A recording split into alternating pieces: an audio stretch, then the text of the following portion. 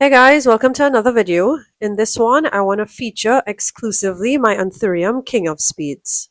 We're going to discuss from one beginner to another because by no means am I an expert at growing Anthuriums in general, but I think you guys will be interested to find out what I've observed so far having it for a year and how it relates to what other collectors have been saying and just general research online. Some things were true and others I had to learn the hard way, so let's just get into it next. Firstly, I have the Anthurium King of Spades, the HU variety. It lives in this polycarbonate greenhouse that I covered with 70% shade cloth up on top. The shade cloth was an addition. It did not come with this. I had to purchase that separately and have it installed. And the King of Spades actually sits in this corner, which is the dimmest part of the greenhouse but has the highest humidity. So my Anthuriums love that spot. What's unique about the King of Spades is it is actually close to the door or closer than the rest of my Anthuriums, and it does have access to some gentle evening sun after 5 p.m. through this doorway that's always open. So thus far, it likes a little bit of brighter conditions than the rest of the Anthuriums in my collection. And I was trying to get a humidity reading for y'all here, and I'm now realizing that that has conked out. But usually the humidity in here does not dip below 50%, and it can go as high as 90%. Let me give you guys a closer look now, and we're going to get into my experience with it and how it compares to others that I know who have it and just general research online. I was just showing you all my clear stackable shoe organizer that's now doubling as a great surface when I have plant features like this. I'll link that video for you guys if you're interested in watching the assembly and how I set it up to use it as a prop box in here and now, well, a working surface.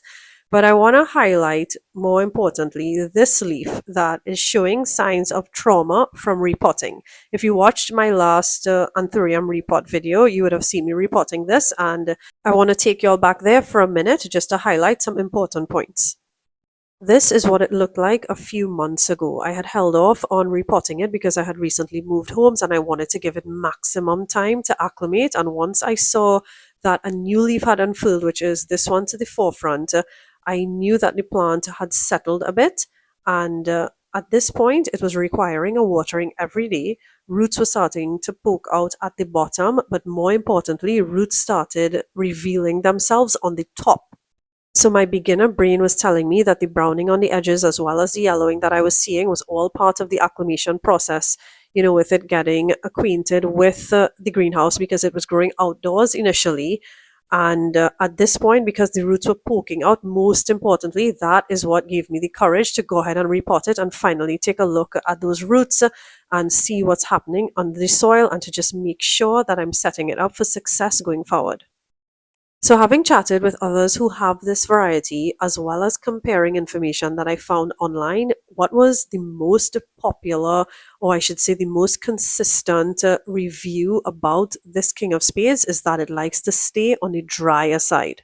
If you already collect Anthuriums, you would know that they prefer to stay on the moist side, but with the King of Spades, I think it prefers, and this is my experience leading my thoughts here, it really does prefer to stay on the drier side of things. So what I have done is I have amended my Anthurium mix a little more using large grade perlite as well as tree fern and orchid bark to make it even more draining. So my typical Anthurium mix, I just made it more draining, and this is what my King of Spades grows in. Up on the screen is a reel I made for Instagram that I'm hoping will help you all understand what my mix consists of as well as the quantities. I really just eyeball it using my Utopia Aroid mix, which is very nutrient dense as the base. And what I did for my King of Spades is just added some more of the amendments that you're seeing up on the screen to make it a little more draining than that typical mix. During this report, my beginner brain was telling me again not to upsize it too much, especially as it's sensitive to overwatering. So I went from a 4-inch pot, I would say, to a 6-inch pot. It was not a big jump. You would have seen the root ball in this pot still looking a bit snug, but to me, I'm erring on the side of caution because I do not want this plant to rot. It was quite expensive here in Trinidad. So back to present day, this is the newest leaf that came out since I repotted it. So I think I got it right, but this is what I'm noticing now. I know I intentionally potted it in a pot smaller than what I would traditionally pot it into. But to me, that was the safe thing to do, and I would definitely recommend that if you're a beginner to the King of Spades. But look closely here, you would see that those roots are starting to poke out on the bottom again. But I'm not going to rush to repot this one. I don't think it's requiring a watering frequent enough, especially as we're in the wet season now and the humidity is quite high all the time. So even though I'm seeing these roots poking out here on the surface, I'm not going to rush to repot this until I feel as though it's drying out every 2 days or 3 days or so, because the natural humidity will keep it hydrated. What I want to get into next is the products that I've been using, like the fertilizers, pest treatments, as well as any supplements that have been helping me along the way. They have been helping me with all of my anthuriums. To be quite honest, I have not changed my product line or anything for the King of Spades. I'm just using my standard anthurium supplements and fertilizers, pest treatments that I've used for years. And with my entire anthurium collection, I'm just giving you all some additional views here while I just do this mini intro to those products. This here is actually my Luxuriance by Crystalline. I'm pushing that new leaf, and here is one that I do not frequently show on this channel. Don't ask me why. I think it's just so easygoing. I take it for granted. It's my Anthurium Villanorum. And next to it is my Anthurium Warraquianum Esmeralda. That's coming back so beautifully with this newest leaf on the way. It's still unfurling, as well as this new leaf that's coming out on my dark form. So I think these queens are really settling nicely in the greenhouse itself, and they're all coming back at this point. So let me show you what I've been using to help them along the way.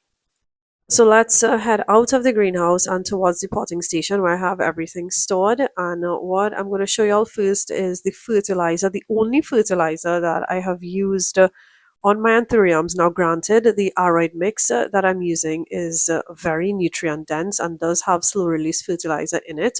But I use this TPS1 fertilizer as per the instructions for the anthuriums. I've been using it for years. It's the only fertilizer that I've used on it outside of what is in the aroid mix. And this is my custom pest treatment that consists of rubbing alcohol, neem oil, dish soap, and water. And I get this neem oil locally, so I clean the leaves with that. And if I have a pest outbreak, I use systemic granules or end-all, safe as end-all. And once a month, I supplement with CalMag, and with every repot, I use Great White. This is a mycorrhizae that helps to aid nutrient absorption, and that's it. If I had to rank like my top product to get out of all of those that I've showed y'all, it will definitely be the Great White, because it helps to prevent trauma when repotting, and it just does all the great things that anthuriums love to keep them happy and healthy. I genuinely think that's like the best one out of all of them.